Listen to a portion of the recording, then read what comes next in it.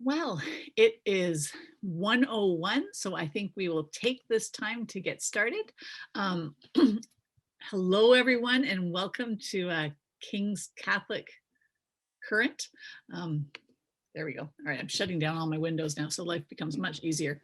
My name is Annette Donovan Pancho. I am one of the campus ministers here at King's, and I am so excited today to have our speaker with us. Just a few little kind of, I guess, housekeeping rules or pieces. We're going to have a presentation from Sister Libby for half an hour, and then about 1:30 or so, we're going to open up the floor to questions. So I would invite people at that time to throw some questions into the Q&A box, or else you can just put them in the chat. I'll be monitoring those, and I'll read them out loud so everyone can hear and know the questions that are being asked and the ones that Sister Libby is responding to. So without further ado, I would like to take this time to introduce you to Sister Libby Osgood. She is a sister of Notre Dame, 2019, is that right? Is that when you joined? No. Yeah, sounds right. Okay, excellent. First vows, 2019, yeah. Excellent, okay. So I did a little bit of research beforehand. She currently is on the Faculty of Sustainable Engineering at UPEI, that's University of Prince Edward Island. And she's here today to talk to us about faith and science. So without further ado, I'm going to turn the floor over to her. So take it away. Okay, thank you. And let's do this here. And, oh, I was so ready to go. Let's see this. It's okay, no pressure. None. I wanted it to be full screen and not that annoying where you see the border. That's never nice. So thank you very much for having me today. I am grateful for the opportunity to put this kind of more structured look together of science and faith, but really I caveat it with, this is one engineer's perspective, right? Like there's so many different viewpoints that there could be. So one of the things that I want to talk about today, starting from the bottom up, we'll look a little bit at science in the Vatican, take a moment to look at some scripture in a new light, and then talk about some of the scientists over the years who are surprisingly, or maybe not surprisingly, filled with faith and Catholic and things like that. But the overarching theme that I want you to take away is the wonder that science and faith both give us a sense of wonder. And that's truly the cohesion between the two that allow us that sense to look at the night sky and say, wow. And from a scientific point of view, to number the stars and name them and say how far away they are and how fast they're going and all those millions of things. But then from a faith-filled point of view to say, why? Why are they there? Why are we here? What do all of these stars mean, you know? So I hope you take away a sense of wonder. And I wanted to just orient you, although it looks like I know many of the people who are on. So here's a nice geeky photo from a space camp in 5th grade. So space has been part of me from very early on. And then I worked at a company called Orbital on a couple of NASA satellites. Those are mock-ups of what they look like, and they're both orbiting now. One takes pictures of the Earth, and the other is studying gamma rays and was helpful in some of the more recent scientific studies to do with dark matter and dark energy. And then the screen may be blocking it, but then I entered the Congregation of Notre Dame more recently. So this is kind of why I'm talking to you about science and faith, why these are my two big topics. And somewhere in between there, I ended up at the University of Prince Edward Island. And this is a picture of my favorite building on campus. And I got my degree, I got a PhD in mechanical engineering, but I thought it was so funny. It just tickles me that my PhD is a doctor of philosophy. I've never taken a philosophy course in my life, ever. And yet I'm a doctor of philosophy, having not even a single course. But I am more comfortable with the notion when you consider that philosophy breaks down to the lover of wisdom or the lover of knowledge or seeker of knowledge. And I am comfortable with that because seeking knowledge, I'm hungry for knowledge at all times. And I think so many of us are, and that defines scientists in general. And that mirrors that Anselm understanding of theology, faith-seeking understanding, so beautifully, that there's that seeking, that desire. And that, again, is another place where theology and faith align so beautifully, this desire and hunger. So let's get this out of the way right quick. Does the Catholic Church accept evolution? This is from the website, the Society of Catholic Scientists, and they're very particular about who joins. As an engineer, I am not eligible, so we'll just say that. And this is taken directly from their website. The Catholic Church has repeatedly made clear that biological evolution is compatible with Christian belief. And Pope Benedict XVI said in a 2007 speech, there's much scientific proof in favor of evolution. So that's a good thing. Then if we look at the second part of that question, did the Catholic Church ever condemn evolution in the past? The answer is no, they never did. And to support that, St. John Henry Newman, who was regarded as, one of the greatest theologians of the 19th century, he wrote, I see nothing in the theory of evolution inconsistent with an almighty creator and protector. And that's shortly after Darwin would have proposed the idea, right? So there was debate, certainly among the scientists and theologians and things, as a new theory is proposed. But once the dust settles, there really hasn't been evidence of it. And the position was given official toleration in Pope Pius XII 1950 encyclical letter in paragraph 36. And this is about the most tolerant endorsement you've ever read, but it starts with, the teaching authority of the church does not forbid. And it goes on to explain about evolution and whatever. So it's not exactly a ringing endorsement of approval, but it's also not saying, no, it's not. And if you are curious about what that actually says, I do have a slide on that. So ask me in the questions because it's a bit funny. So jumping on that, let's keep going and look at the Catechism. What does the Catechism say about faith and science? And all of those numbers there are the numbers of the Catechism that address faith and science. Most notably, 283 and 159 are the most quoted because I believe they start with the phrase faith and science. But what they say is the question about the origin of the world and of man have been the object of many scientific studies which have splendidly enriched our knowledge of the age and dimensions of the cosmos. So in other words, not just enriched, but splendidly enriched. So this is almost the opposite of that last statement that says does not forbid.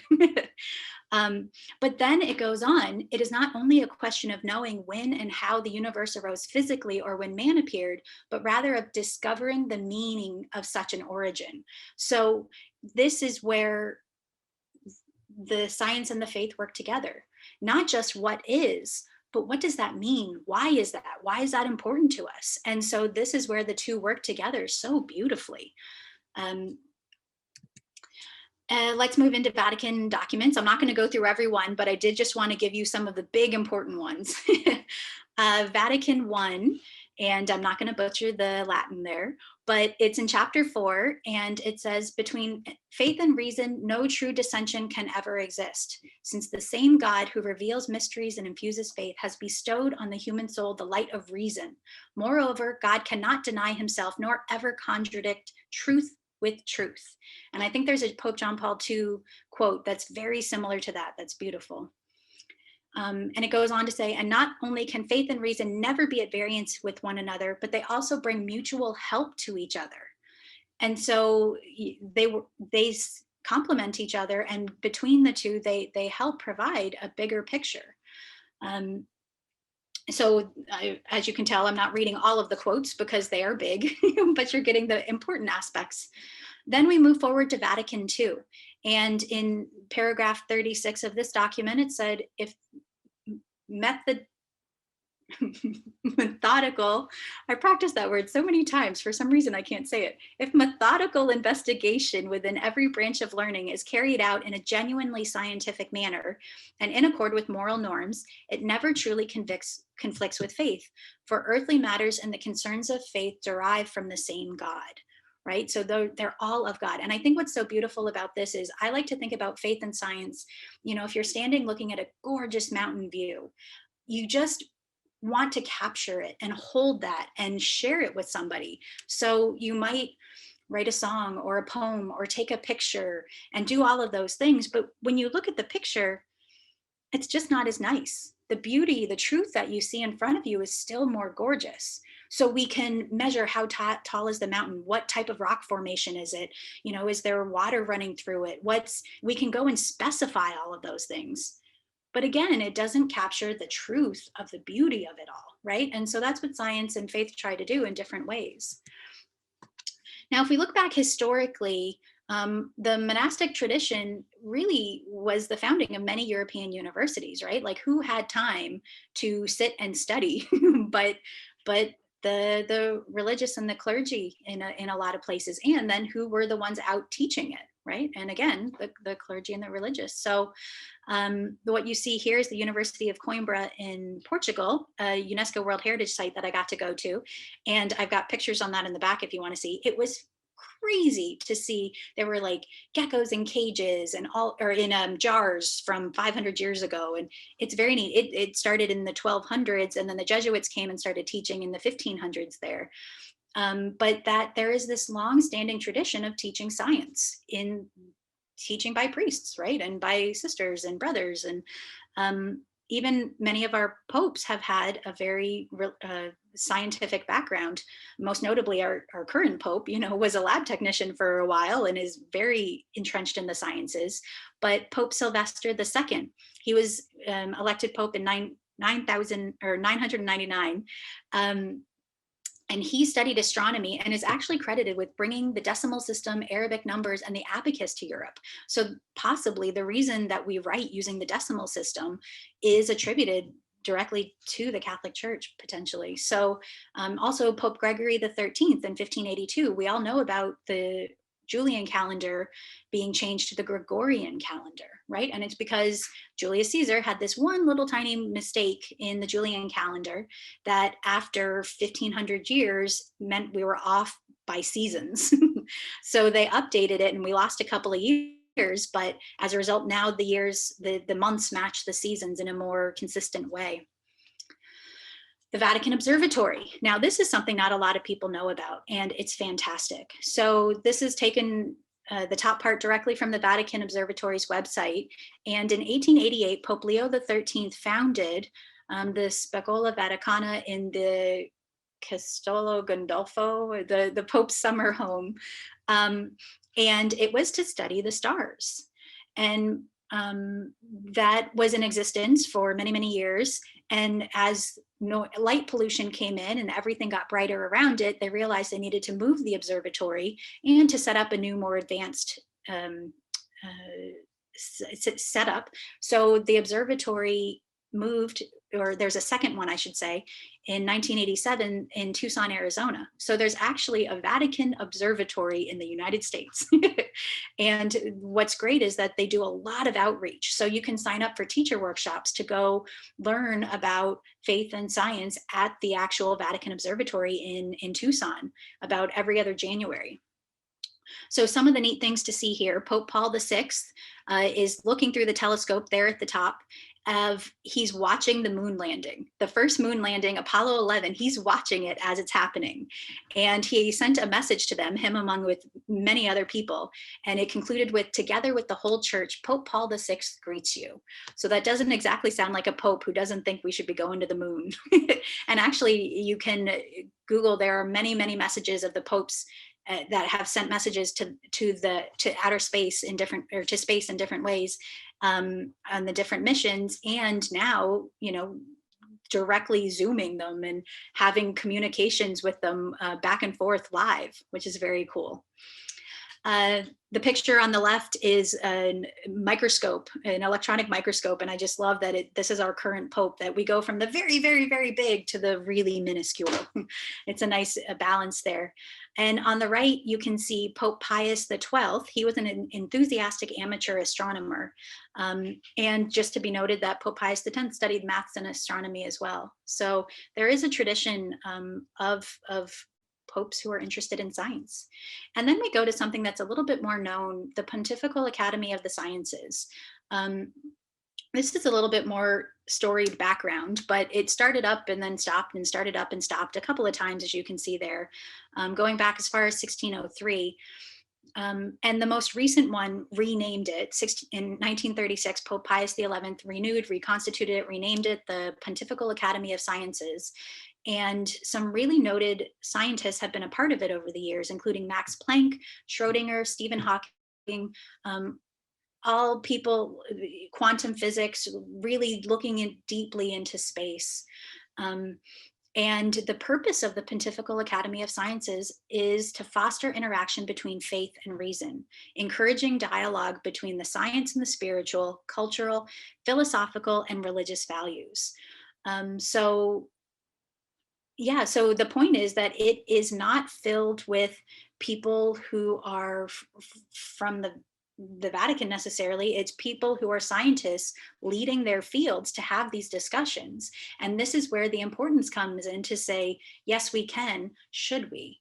And what does that mean? And this is where the faith and science can really complement each other to help each other out. So looking at some famous Catholic scientists, I won't go through this whole list with you, but the person pictured there is Father Georges Lemaitre, and he's the one who proposed the Big Bang Theory.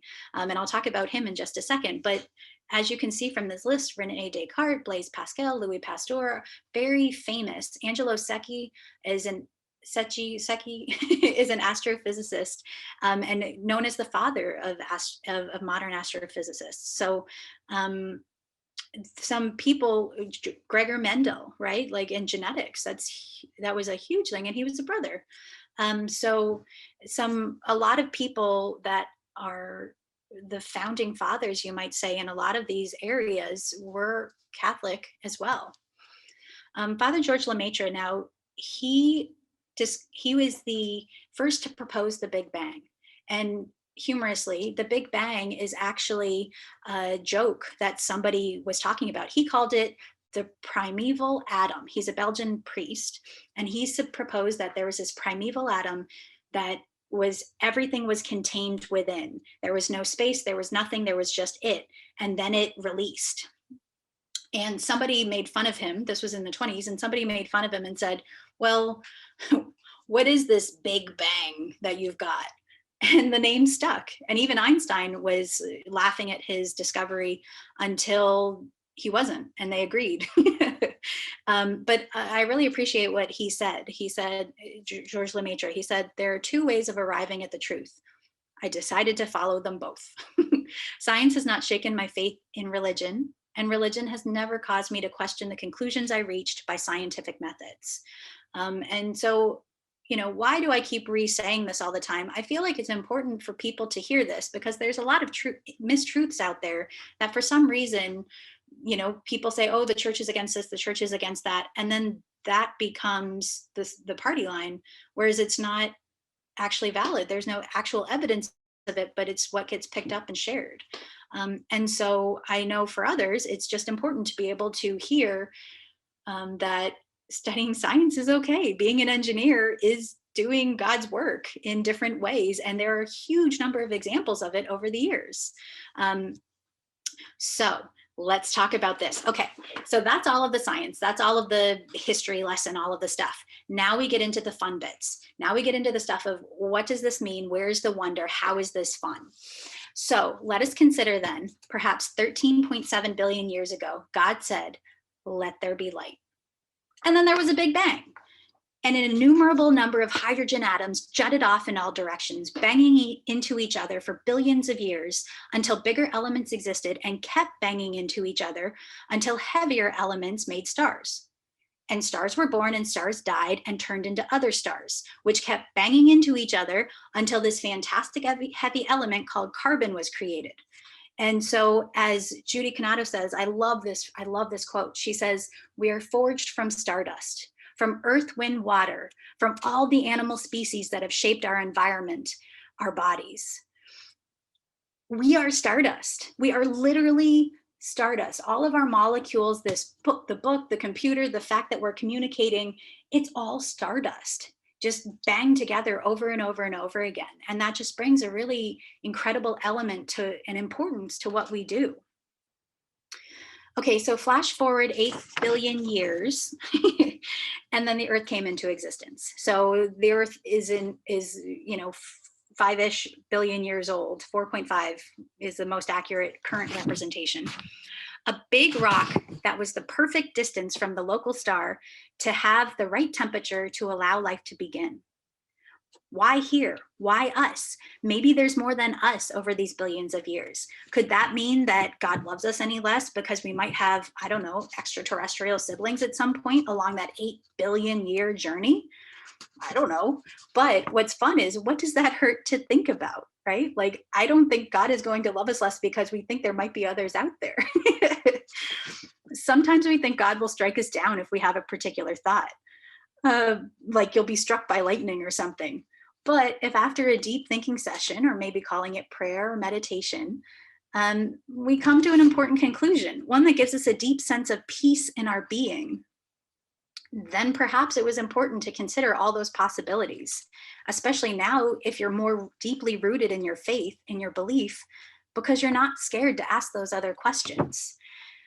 In the most recent encyclical Fratelli Tutti, Pope Francis explains why scientists must do research. And there were so many quotes I wanted to pull from this, but this is the one. He said, "Scientists must do research. Researchers who are expert in their own field, yet also familiar with the findings of other sciences and disciplines, are in a position to discern other aspects of the object of their study, and thus to become open to a more comprehensive and integral knowledge of reality." So that big quote to say, we can be better scientists if we know more stuff, right? And part of that stuff is being open to faith and studying other fields too.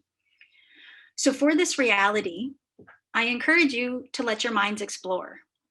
Einstein actually sat and had thought experiments. He found these very important. You'd see him sitting in his room, just eyes closed, thinking and thinking.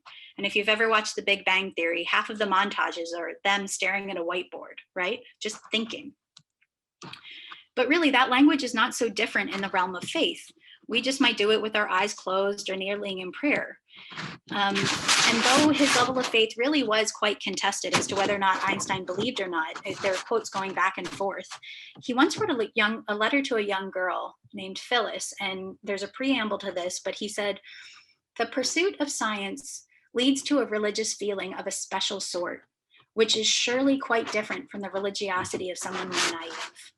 So he's saying, by studying science, your religion, your faith becomes more special because it's yours, because you've questioned it, because you understand more about it than you would have had you not thought about it.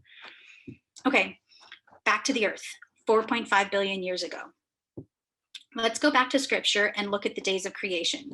And this one, go with me on it. It's not exactly a 1-for-1, but it certainly shows an evolution. So we start, day was separated from night, sea from sky, earth and plants came about. The stars continue to evolve. So that's kind of our, that doesn't quite fit. But the stars have continued to explode and be born and all of those things, if we take a very loose interpretation. The animals of the sea and sky, the animals of the land, and then finally humanity. So though it's not linearly aligned exactly with what Darwin proposed, it's really not that far off, and it shows this evolution. Next, consider there's 2 creation stories, right? Theology can tell us why, considering the multiple authors, the actual origin of them, the 4-source hypothesis. But if the Bible was intended to be taken literally, is humanity actually made out of clay? Did the earth come in only 7 days? But what is a day but a passage of time? And Augustine actually wrote about this notion of the separation of night and day in his commentary on Genesis. opening the door for a more figurative interpretation and allowing us future humans to think about an evolving, changing world. Now, one of the reasons I love to mix science and faith is to see just how special we are. So let's think about a timeline. This was taken from the Sonoran Desert and has nothing to do with the timeline, but I just love this picture. It just feels so heavenly with all of the cacti bowing towards the sun. But anyway, okay, so let's think about the timeline of the Earth. Pretend it's a year. If January 1st, the Earth and the solar system are formed, say, it's not until December 1st, that much time has passed, when land animals appear. And then December 26th, dinosaurs become extinct. And finally, on December 31st at 11:35 p.m., humans appear. So if we consider the entire length of the Earth as a year, humanity is so new. That much had to be put into place before there was a world ready for us. That much love went into our preparation. I think about how lovingly expectant parents prepare a home for their child. Often they go buy the crib, decorate the nursery, get the clothes ready, 9 months of preparation, and sometimes more goes, and even more than that goes into having a child, right? All the while, the expectant parents are getting more and more excited. Then the baby arrives and life changes each day. Wouldn't our immortal parent love us that deeply? But instead of just 9 months, it's 13.7 billion years. And this one example of the calendar is just talking about the Earth. That's only 4.5 billion years. So this is 3 times more than that to go back to the Big Bang. Humans have been around and in their current rational form for at least 300,000 years. There have been hominoid versions of humans that used tools, walked on 2 legs, and even ate together. But it wasn't until evidence of symbolic thought that we really consider humans to be human. Beauty, not just making tools, but making symmetric tools, because crows use sticks, but we use beautiful sticks. So putting art on cave walls, 40,000 years ago in France, we have evidence of artwork. Burying the dead, 50,000-year-old graves with evidence of caring enough about the person to bury them and remember them. And yet, somehow, those are 50,000 years, 40,000 years, 300,000 years since we have found evidence of humanity. And yet, recorded history is only 6,000 years. That's something to think about. Okay, interestingly, meals are one of the things that caused us to evolve. Our great big brains, and they are great and big and require a ton of calories, that early forms of humans had to learn to work together to keep feeding our brains. So it actually caused us to form society, to work together for someone to cook the food, get the wood to prepare the food, go out and get the food, all of that. And so if we add in faith for a moment here, how important are meals in our traditions? The Last Supper, our daily bread, the importance of the family meal at night, or gathering together as the sisters do in every evening to eat together, that is a very important part of our communal experience. And to know that meals played a huge part in our ability to worship our Creator is no wonder why they are part of our ritual. So the question, how can science enhance our faith? Simply by appreciating these little moments, appreciating the meals, because we know that they helped us to evolve into what we are today. But what else separates us from the animals? With DNA sequencing, we know that our DNA is about a 96% match with chimpanzees. What? 96%? And depending on how you do the math, some people say up to 99%. So what really separates us? And simply, as Teilhard puts it, Teilhard de Chardin, who was a Jesuit priest and paleontologist who was on a dig 90 years ago that discovered evidence of Homo erectus, this guy in the picture there, sometimes called Peking Man because it was found in China, or he was found in China. Teilhard explains the importance, what separates us from the animals is that no longer merely to know, but to know that one knows. Admittedly, the animal knows, but it doesn't know that it knows. And that very meta concept is what brings us to this unbelievable knowledge that we have and this ability to have faith. It's our ability to know that we know, to wonder, to explore, to go to the moon, to cross oceans, to make art of our creator. That gift separates us. The gift that separates us is our ability to wonder. And how could we ever think that God wouldn't want that for us, to give us this gift and then to not use it, to not do science, to understand how much more important this gift is? Okay, we're almost towards the end of the talk here, but I do want to include this. Pictured here is the chalice and the bag holding the bread that Buzz Aldrin brought with him to the moon. Yep, moments before stepping onto the moon, while sitting in the lander in the Sea of Tranquility with the whole world listening, he and Neil Armstrong took a moment of silence. Neil Armstrong was a very strong atheist and sad and quiet, but Buzz, who was an elder at his Presbyterian church, took a moment to give thanks before this momentous event. And if you recall, before he received a message from Pope Paul VI congratulating them. But over the airways, all of the world listening, he asked for a moment of silence and said a few other things, but also, I would like to invite each person listening in, wherever and whomever he may be, to contemplate for a moment the events of the past few hours and to give thanks in their own way. And then he had communion. He had a little bit of wine or juice with him and bread as well. And so this is the chalice that was used on the moon.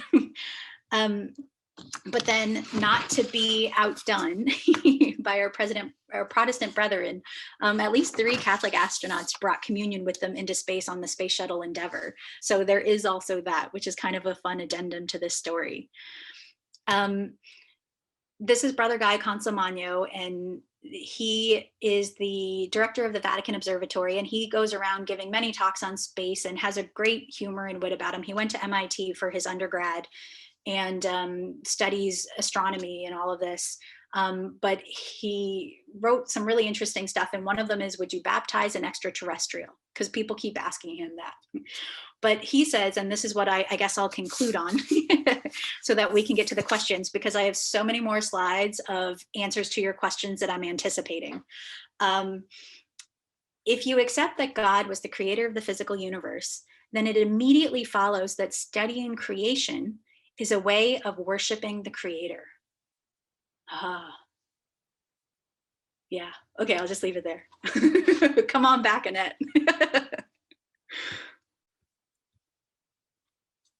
Yep, okay, 2:30, good. You said to stop, or 2:30 my time, I guess. And so, oh gosh, there's 31 of us on now. That's great. So I can keep talking. Okay, good. I'll just keep talking then with nobody to stop me. My students sometimes have to remind me. Oh, thanks, Janet. It says that Annette got kicked off. Oh, so I'm the host. Sweet, let's do this. Okay, ask me some questions. I can just keep rambling until you do. This is kind of what we do in Zoom class these days, is I can't see students' pictures too much, so I just talk until somebody asks a question. So at this point in the webinar, we have about 30 minutes or so. If any of you have a question, you can type it into the chat. I think that's the easiest way to do it. And I'll read the question out and then be happy to answer it. So if you have a question, even of things that you're too scared to wonder about, which I never want, being too scared to wonder. But it's fun to propose things and to chat with each other about it. Okay, a message from Andrea here. Hi, Sister Libby, that was wonderful. I was wondering if there are any Catholic women scientists in addition to yourself that you look up to. Oh, really good question. There are so many. I can't say whether or not they're scientists, but I know that they write about theology and science. And there are many. The Judy Canado was one there. Beatrice Boutreau wrote a whole lot on cosmology and being open. Ilia Delio is one who has some really radical thoughts on what is the human. And she's fun to read. She's really fun. Who else? I was at a workshop with some of you not long ago. and her name escapes me. Kathy, maybe? Oh, that's so embarrassing because I really like her and I like her work too. But there's so many. And some of the nice places to get information, the Vatican Observatory website that I showed you part of, they have tons of resources. They have a daily blog, they have astronomy stuff up there. And they also have one link that says religious, and it's women in science, and it's like exactly answering the question that you asked. M. Roach says, thanks. Being an engineer from UPEI 82, woo woo. Yeah, I always have those. Nice. And always have those thought that science and my religion were at odds. It's nice to hear. Yeah, and I think that's something that we all really relate to. My dad is an aerospace engineer, and I remember we were on a walk, and I must have been a teenager, and asking about starting to be brave enough to ask these questions, because I think that's really what it is that, well, I can't ask, what if God doesn't exist? Because if God doesn't exist, then what does that mean? And all of a sudden my whole foundation is crumbling. But we have to be able to ask that to be able to answer yes, because without being able to ask that question, we can't answer yes, right? I want to share, I'll share my screen with you again, because there is one fantastic one, and this time we will go the less exciting way of just the ugly share. So here's an ugly share of Pascal. He was this mathematician that I mentioned before, and he answered the question, does God exist, for himself? And the way that he said it is he used a mathematical table, which I love. So he said, okay, let's pretend that God does exist, and he lives his life in such a way that he believes and does all the things he should. Oh, that means I get to go to heaven. And if God does exist and he lives in his life in such a way that he doesn't believe, we don't like that alternative. But if it turns out God doesn't exist and he did believe, nothing happens. And if he didn't believe, nothing happens. So his point was, mathematically, he gave a very simple proof of why it's okay to believe. Whether or not you're accurate or not, the mathematical bet is to go ahead and do it. The Vegas odds are better, which is just, I find entertaining and also comforting. Okay. Oh, my niece is on. She is 9 years old, and she asked the question, who created God? And that's a big, scary question, because I feel like theologians would know the answer or have thought about the answers to many of these. But me, myself,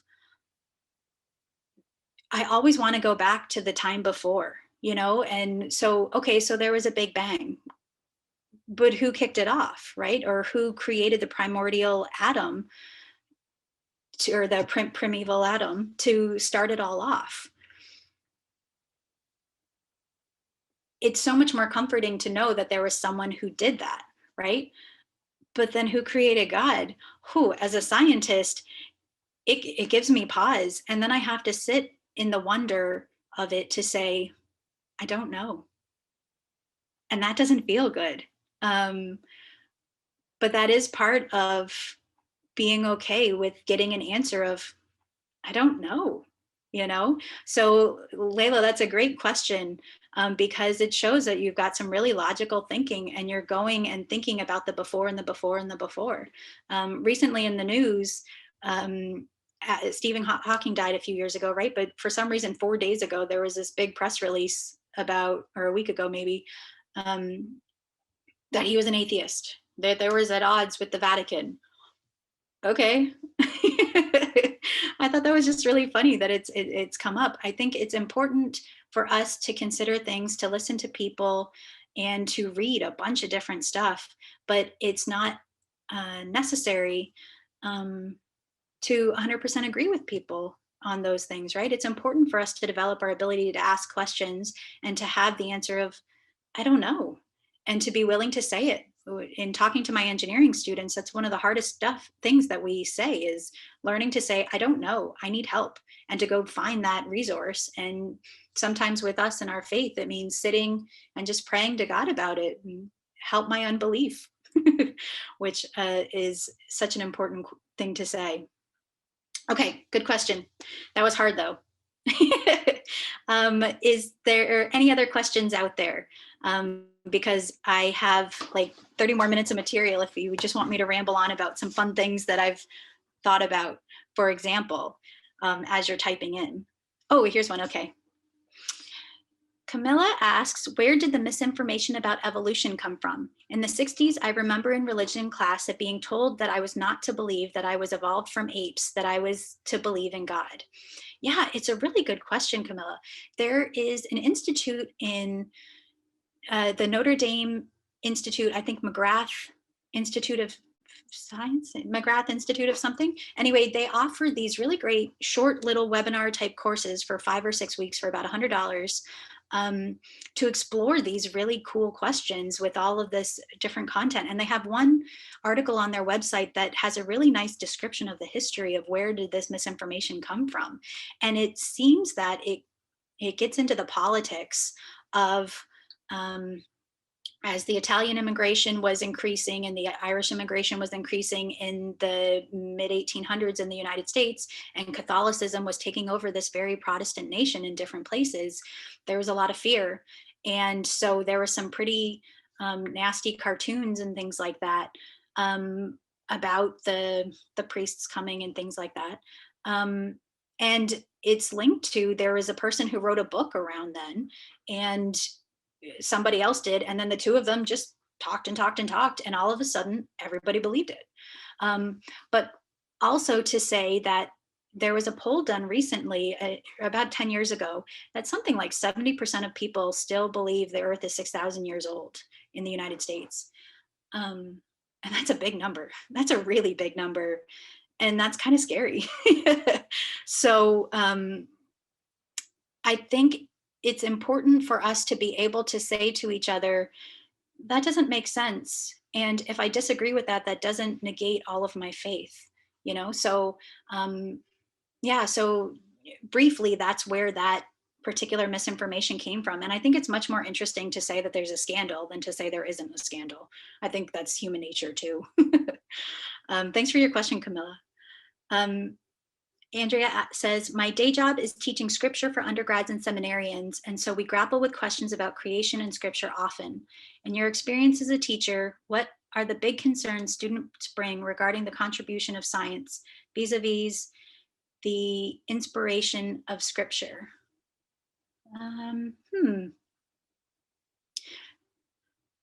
That's really neat. I teach at a secular institution, so the big concerns my students bring are, what is my grade? What is this one particular engineering thing? I actually struggled quite as a sister coming back to teach in an environment where I was not a sister before, but in a very secular environment, to see how would these sort of spiritual things come into it. And I guess the thing that I can say is most of my students don't stop, and from what I understand or see, they don't stop and ask about those bigger questions. I think they find engineering because they like math and science. They like physics. They like helping people and doing big problems in the world, but they're still seeking, they're still searching. You know, so we don't get into a lot of those really big, interesting questions that I think you do in the arts and in the humanities, that of asking why. We don't ask why, we just ask how, or how does it work, or what needs to be fixed, or what is that? Very simply, what is that? So I think your question, Andrea, is beautiful, but it never comes up in my world, which is kind of funny. Yeah, that's kind of interesting. One thing that we haven't talked about yet that I think is just fascinating is the idea of time and quantum. And we haven't got into any of the quantum stuff yet. But quantum physics tells us so much, so many interesting things, like the fact that our world, our known world, here, I'll share screen again here. Our known world is, where's my percentages? Here. our known world. Oh, hi, Annette. You're back. Thank you for taking over. Sorry, my internet just went down here. So, Oh, no worries. No worries. I was just sharing this concept that if you look at all the stuff, like looking out at the stars, you can see billions of stars, right? Like just especially on a dark night, the night sky is huge. And all of that constitutes only 5% of everything that exists, only 5%. And we've realized through all these different things that there's a 25% of approximately, these numbers are approximate, of something called dark matter, which means that we know that there's mass, and it influences things. And then dark energy, that there's like 70% that is, we can't even detect it, and yet we know it influences things. So why do I bring this up? I bring this up because that answers, or that gives us the opportunity to think about so many things. Why is it that you're wearing the exact same color as the person who walks up to you that day? How do you have the same sweater on out of all the sweaters you could have chosen? How do you call somebody right at the moment that they're about to call you? What is that psychic energy? Why do we pray? Why is it that prayers not only make us feel better, but often have an impact at different places in the world? I think there's so many places and things that we can think about that quantum allows us to do. And just to append on that, right now there's this thing, well, it's not new, it's like 50, 60 years old, about these entangled particles, that two particles get connected to each other.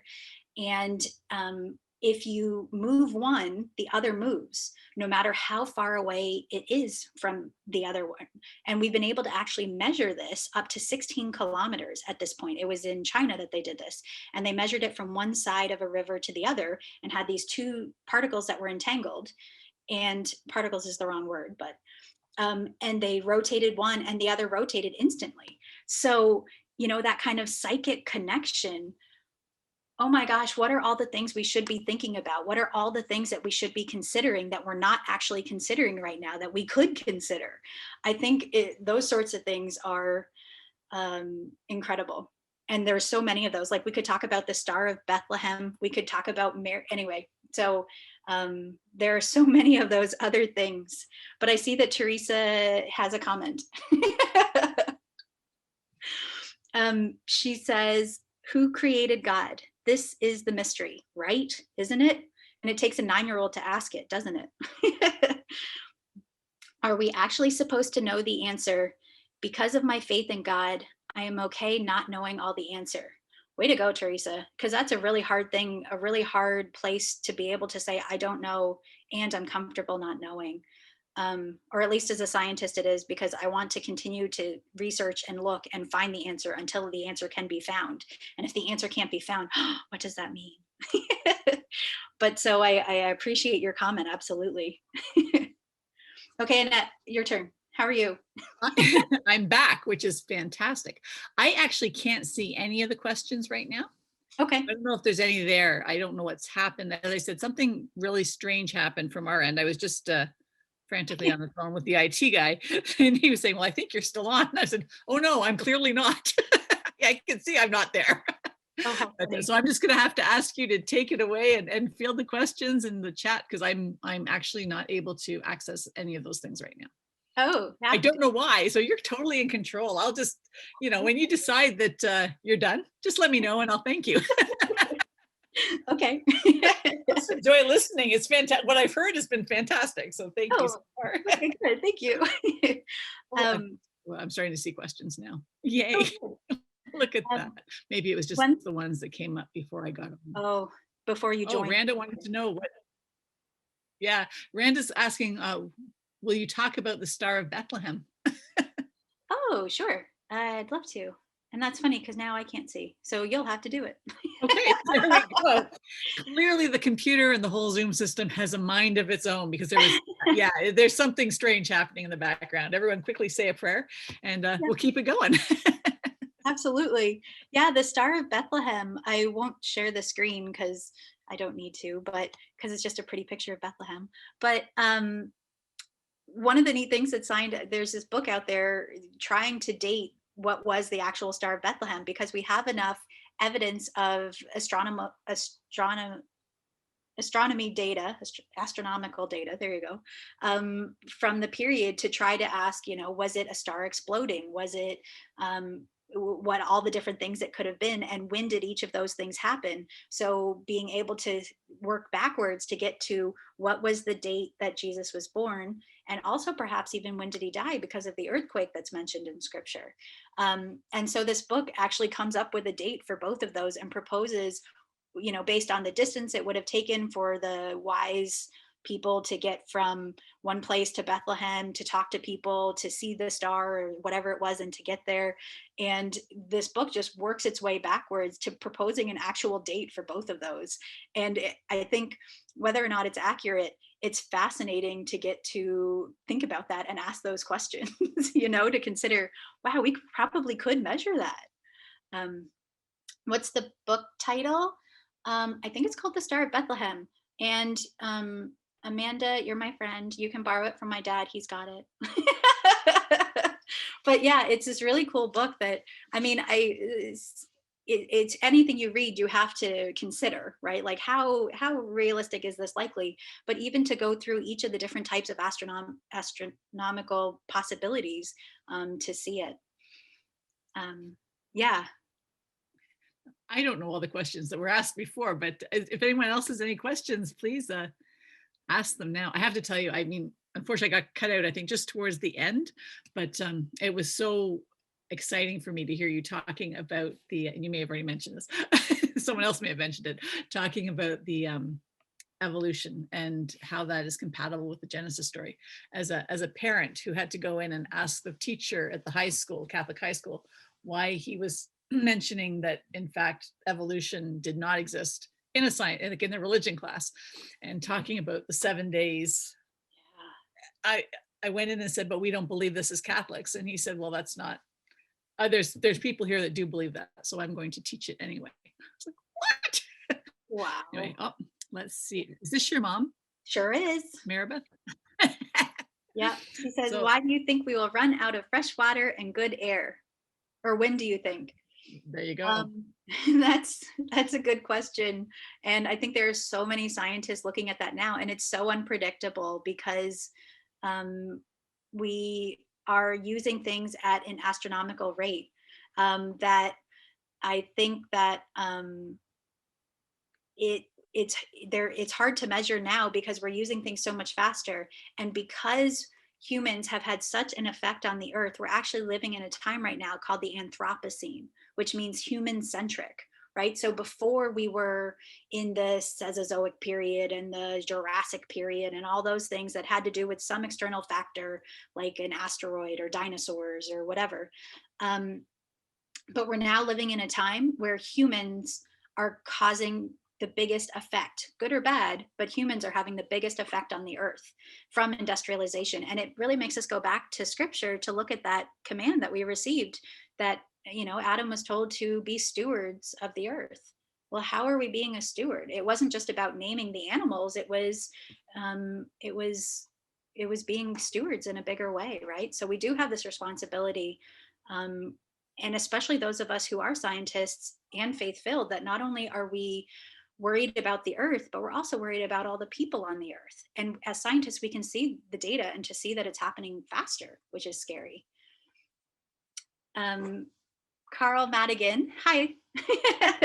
Do you ever pose the why question with your students?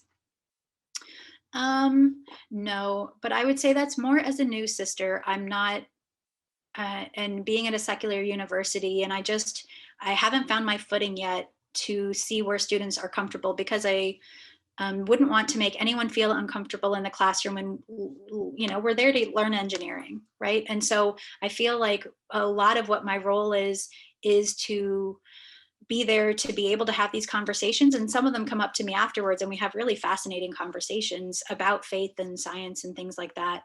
But I certainly, don't do that in the classroom. And it's not to say not why we don't ask why.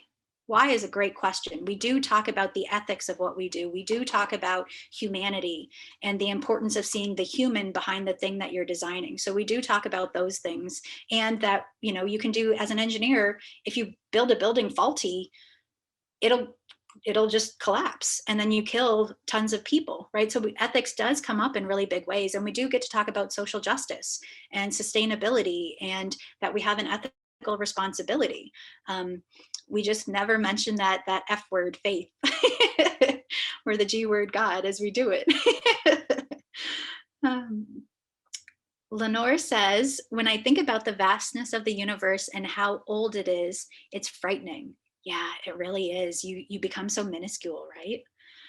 How could God truly love me or listen to me when I'm so minuscule? Yeah, Lenore, that's such a good question, because when you're looking at the night sky, you feel just insignificant. And yet to know that every hair on your head was chosen by God, right? Like even the bird is taken care of. So how would you not be taken care of? That the hairs on our head are numbered. The sands in the sand is grains of sand are numbered. That we know all of that. The stars in the sky are numbered. That it makes us more in awe of God's ability to hold all of that knowledge and love and connection. That if you take it to a place of insignificance, it can feel very small. But if you turn it around to see how majestically big and wonderful that is, and especially to think 13.7 billion years to get to us, right? Like even just the length of a year representing the length of the earth, and we just appear in the last 25 minutes, and that's not even us. Like to talk about us people here, we're in the last breath of a second, because 35 minutes is 300,000 years in that same scenario. So wow, we must be special, and that's a really great feeling, and something that we can really contemplate on. But it can be scary too if you go the other way. So I totally understand that. Yeah. Question, hi Libby, how do we allow faith to guide us to address the ecological crisis we are in? Oh, good question. From the ecological, the faith is such, and I have to say, I just want to like throw back to the talk that you had earlier on this, because Sister Joan, is it? Oh my gosh, her talk was so good. I really appreciated how she talked about stewardship. But it is our ethical responsibility to consider the ecological crisis that we are in. So how do we allow faith to guide us? I think in one part, it's to not become hopeless. That our faith, we are people of hope, and this is what allows us to change. So when we see, smog just falling out of the buildings and stuff like that, to continue to take those important actions of talking to our senators and our congressmen and things like that, to make the daily changes in our daily life, to continue to do the things that need to be done, and to not lose hope, because it is so easy to lose hope in the face of this massive change that we're seeing. And I really have to say, hope is, I think, the biggest part of what we do. But that question came from my novitiate director, and I have to say, this is like funny and ridiculous, but I have to show this slide, and I couldn't find a place for it, but just because she asked a question, I'm including it. So when I first started in at the novitiate, whereas I was heading towards the novitiate, I was talking to a few friends here, and they were talking about formation is actually a process that batteries go through. And, when I heard the word formation, I didn't think anything of it, but talking to other people, they think of these more images on the right of formation with a holy happening of, sisters and all of that you are being formed in the spirit. But then all of my other world jumped in and said, formation, that's what you do to make batteries work. And then I started to look at how the two work together. And so this is actually the definition of formation from a battery standpoint. It's an intentional charge cycle for a battery. The first, power up, power down. It's done in a protected environment, requires monitoring, ensures the battery has a long life, and involves testing to be ready. Okay. Let's throw the novitiate at this. So you are taken to a very protected environment to be formed, to begin formation, or to continue it. There is many people in the house helping out. Monitoring might not be the nicest word, but there to be there with you. And it's so that you have a long life as a sister or as a religious. And that apostolic year comes, that's a real good test to see if you're ready. But it's this very dedicated process to make sure that, like shown above, the battery doesn't explode too soon, or that is this nice, slow, steady process. And this just tickles me because I love getting to bring my science into this, to like laugh at the different things, to say, oh, you see formation this way. Do you know what I do with formation as a scientist? And it just enhances the meaning so, so greatly. That's great. That's a great example. I love it. Thank you. So I guess your mom asks, how many galaxies do you think we will find? Oh, there's so many. There's so many. And what's neat is they recently found last year another galaxy that has an Earth very, very similar to ours. And it's not close enough for us to visit, but because it is so far away, but based on how far it is from its star and all of those sorts of things, that there's a lot of hope there in terms of that. What does that particular new planet mean? So that's kind of cool that there's something else out there. And some other things that we found were water. We recently found water, I believe, on Mars. I shouldn't have started that sentence because I'm not 100% positive, but that we found water too. So there's a lot happening in the sciences that are telling us about the universe. That we're learning some fantastic things that we can then bring back in to continue to answer that question. What does that mean? And what's happening? Now I feel like poor Annette has frozen again. Yeah, there she goes.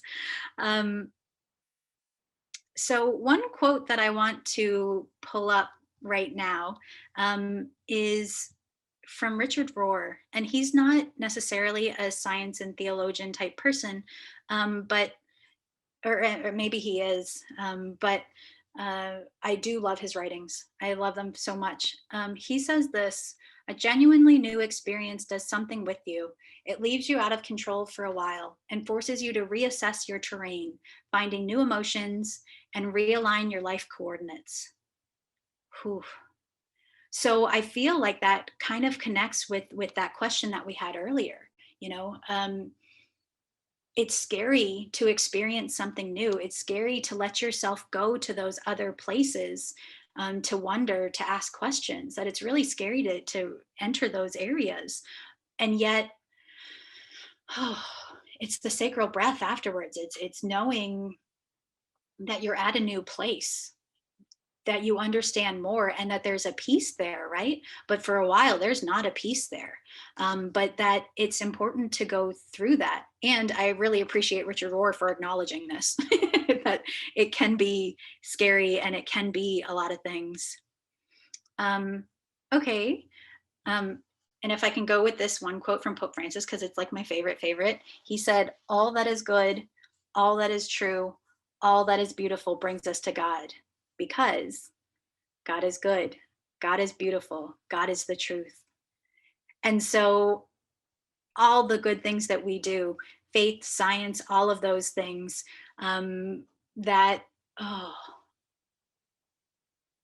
anything that brings us to the truth, anything that brings us that peace, that's so important. Oh, we have more questions. Okay.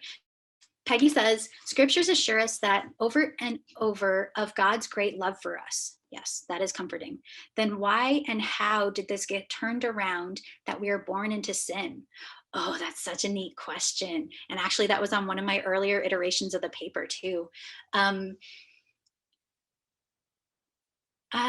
think if you read the Catechism of the Catholic Church, the official position is still that we are born with a stain on us, right? That we are born with a stain on our soul.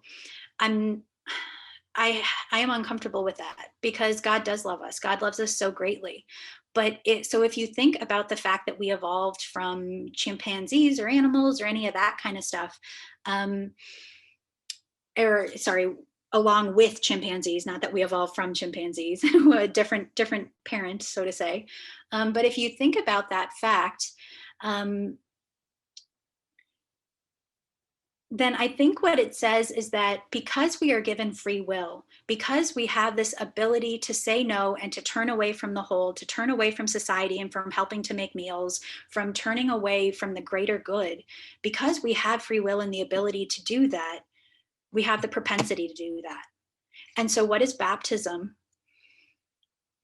But bringing us into the society, bringing us into a community, and to continually say, I choose you, I choose the good of all of us, I choose to do better. That's what overcomes original sin. Oh, you're back. Okay, but that's what allows us to overcome original sin, is that this, that there is the acknowledgement of the community, the connection to the community, that we need to be connected to people to see that other people are important, because we have free will and the ability to say no. And that's not a theological answer. That is a scientist answer who has thought about it for a whole bunch, and that's it. I'm glad to see you're back, Annette. Thank you. This is the most disjointed I'm glad it happened with me, though. I didn't mind at all. I am thankful. Yeah. I don't know if there's any other questions or comments or things in the chat. I'm almost scared to ask because I'm afraid I'm going to vanish again suddenly. No, there is one more, but it's from Lenore, and honestly, I'm afraid to ask it because it's hard. What does science reconcile science with life after death, i.e. heaven? Science doesn't really talk about this a whole lot, except the way that I've considered it personally. Teilhard talks about this a lot. If you really want to explore this, his writings are beautiful and just make my mind and heart and soul and everything just explode. But he talks about a lot about us complexifying and evolving further even to this Christification. But where I go with it is back to that Judy Canada quote, right? That we are all stardust, that we're all connected, that the air that I am breathing, the molecules that are going in my mouth, because there are so many of them throughout my lifetime, I breathe the same air that Galileo breathed, right? I breathe the same air 400 years later. I breathe the same air that have just been recycled over and over and over, that were beginning from that primeval atom, from the Big Bang. The same air over and over and over again. And so that's not to say that I believe in reincarnation, but I do believe that there is this great connectedness between us. And so there have been many people who write about this beautiful, what could life after death be, from this connectedness and this knowing that there are only so many elements in the world or in the universe. There's a lot of them, but there's only so many of them that they just continually happen. So yeah, so that's about the best answer I can give you, but oh boy, read Teilhard.